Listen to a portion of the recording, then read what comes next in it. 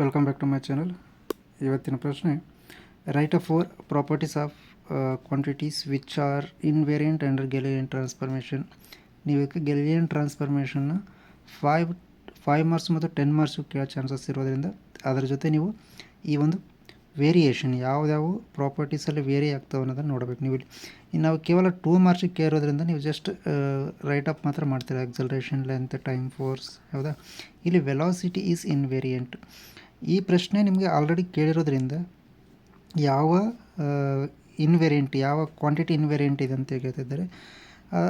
ಅದೇ ಪ್ರಶ್ನೆ ಉಲ್ಟಾ ಮಾಡಿ ಕೇಳ್ಬೋದು ನಿಮ್ಗೆ, ವಿಚ್ ಕ್ವಾಂಟಿಟಿ ಈಸ್ ವೇರಿಯಂಟ್. ಅವಾಗ ನೀವು ವೆಲಾಸಿಟಿ ಇಸ್ ದ ವೇರಿಯಂಟ್ ಅಂತ ಬರೆಯೋದು. ಬಿಕಾಸ್ ಯಾಕಂದರೆ ಇದು 2 ಮಾರ್ಕ್ಸ್ ಇರೋದ್ರಿಂದ ಅಲ್ಲಿ ಯಾವ ಥರ ಬೇಕಾದರೂ ಸಹ ನಿಮ್ಗೆ ಪ್ರಶ್ನೆಯನ್ನು ಕೇಳ್ಬೋದು. Define the elastic collision with example. Elastic collision ಅಂತ ಅಂದಾಗ ನೀವು ಎರಡೂ ಕೊಲಿಜನ್ ಬಗ್ಗೆ ನಿಮ್ಗೆ ಐಡಿಯಾ ಇರಬೇಕು. ಒಂದು elastic collision and inelastic collision. Elastic collision ಇತ್ತಂದರೆ ಕೈನೆಟಿಕ್ ಎನರ್ಜಿ ಮೂಮೆಂಟಮ್ ಏನಾಗ್ತದೆ, ಕನ್ಸರ್ವ್ ಆಗ್ತದೆ. ನಾನ್ ಎಲಾಸ್ಟಿಕ್ ಇತ್ತಂದರೆ ಕನ್ಸರ್ವ್ ಆಗೋಂಗಿಲ್ಲ. ಕನ್ಸರ್ವ್ ಆಗಲ್ಲ ಮೀನ್ಸ್ ಏನು, initial energy and final energy does not equals to. Okay, collision is said to be elastic when the both momentum and kinetic energy are conserved.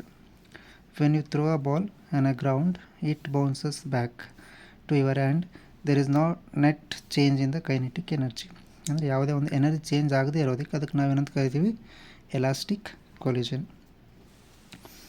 Next ನಿಮಗೆ collision ಬಗ್ಗೆ already ನಾವು video classes available ಇದ್ದಾವೆ ಯೂಟ್ಯೂಬಲ್ಲಿ. ಎಲ್ಲ classes ಮತ್ತೊಮ್ಮೆ visit ಮಾಡಿ ಅದಕ್ಕೆ. ಆಮೇಲೆ that torque acting on A system is 0 when physical quantity is constant. ಅಂದರೆ ಟಾರ್ಕ್ 0 ಇದ್ದಾಗ ಯಾವ ಫಿಸಿಕಲ್ ಕ್ವಾಂಟಿಟಿ ನಮಗೆ ಕಾನ್ಸ್ಟೆಂಟ್ ಇರ್ತದೆ ಅಂತ ಕೇಳ್ತಿದ್ದಾರೆ. ಇಲ್ಲಿ ನಮ್ಮ ಟಾರ್ಕ್ ಅಂತಂದರೆ it is a turning effect of force. ಯಾವುದು ನಮಗೆ ರೊಟೇಷನಲ್ ಮೋಷನ್ ಆಗ್ತಾ ಇರ್ತದಲ್ಲ, ಅದಕ್ಕೆ ನಾವು ಅಲ್ಲೇ ಟಾರ್ಕ್ ಅಪ್ಲೈ ಆಗ್ತದೆ. ಇಲ್ಲಿ ಏನು ಕೇಳ್ತಾರೆ, ಟಾರ್ಕ್ ಈಸ್ ಈಕ್ವಲ್ಸ್ ಟು 0. ಟಾರ್ಕನ್ನು 0 ಕೊಟ್ಟಿದ್ದಾರೆ. ಸೊ ಟಾರ್ಕ್ 0 ಆದ ಏನಾಗ್ತದೆ ನಮ್ಗೆ, torque is R into R perpendicular to the force ಅಂತ ಹೇಳ್ತೀವಿ ನಾವು. ಓಕೆ, ಈ ಎರಡೂ ಟರ್ಮ್ 0 ಇದಾವೆ ಅಂತ ಹೇಳ್ತಾರೆ. ಟಿ ಈಸ್ ಈಕ್ವಲ್ ಟು 0 ಇತ್ತು ಅಂದರೆ ಟೌ ಅಂದರೆ ಟಾರ್ಕ್ ಅಂದರೆ ನಮಗೆ ಇಲ್ಲಿ rate of change of angular velocity. So D L by D T. T equal to 0 ಆಯ್ತು ಅಂದರೆ D L by D T ಇರೋದ್ರಿಂದ ನಮ್ಗೆ ಎಲ್ ಈಸ್ ಕಾನ್ಸ್ಟೆಂಟ್. ಎಲ್ ಅಂದರೆ ಏನಿದೆ, R into omega. R into omega is the angular momentum remains constant.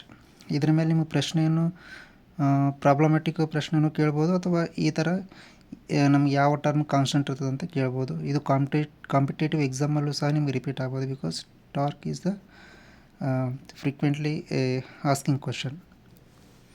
Okay, next, what is the central force? Central force is a force that acts on an object along the line between the object and a fixed point. ಈ central force ಅಂದರೆ ಎರಡು ಆಬ್ಜೆಕ್ಟನ್ನು consider ಮಾಡಿದೆ ನಾವು. ಎರಡು particle ತೊಗೊಂಡಾಗ ಅದರ centre ಪಾಯಿಂಟಿಂದ ಇನ್ನೊಂದು centre point ಈ ನಡುವೆ ಇರತಕ್ಕಂಥ ಡಿಸ್ಟೆನ್ಸ್, ಒಂದು ಲೈನ್ ಜಾಯ್ನಿಂಗ್ ಫೋರ್ಸ್ ಏನಿರ್ತದೆ, that is called A central force. ಒಂದು ಫೋರ್ಸ್, ಎರಡು ಫೋರ್ಸ್ ಏನಾಗ್ತದೆ ನಮಗೆ ಟುವರ್ಡ್ಸ್ ದ ಸೆಂಟ್ರ್ ಆ್ಯಕ್ಟ್ ಆಗ್ತಾ ಇರ್ತವೆ. ಹಾಗಾಗಿ ಏನಂತ ಕರಿತೀವಿ ನಾವು, ಇದು ಸೆಂಟ್ರಲ್ ಫೋರ್ಸ್. ಇಲ್ಲಿ ನಮಗೆ ಸೆಂಟ್ರಲ್ ಫೋರ್ಸ್ ಇರ್ತದೆ ನಮಗೆ as per the central frame of reference type.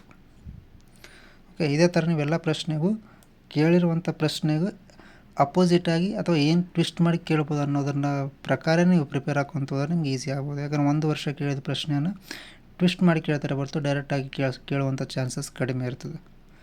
ಮುಂದಿನ ತರಗತಿಯಲ್ಲಿ ನಾವು next 5 marks and 10 marks question ಡೆರಿವೇಷನ್ನ ಸಾಲ್ವ್ ಮಾಡೋಣ ಅಲಾಂಗ್ ವಿತ್ ದ ಪ್ರಾಬ್ಲಮ್ಸ್. ಅದಕ್ಕೂ ಮುಂಚೆ ನೀವು ಯಾರ್ಯಾರು ಇನ್ನೂ ನಮ್ಮ ಚಾನಲ್ಗೆ ಸಬ್ಸ್ಕ್ರೈಬ್ ಆಗಿಲ್ಲ, ಎಲ್ಲರೂ ನೀವು ಸಬ್ಸ್ಕ್ರೈಬ್ ಆಗಿ ಅಂತ ಹೇಳ್ತೇನೆ. ಧನ್ಯವಾದ.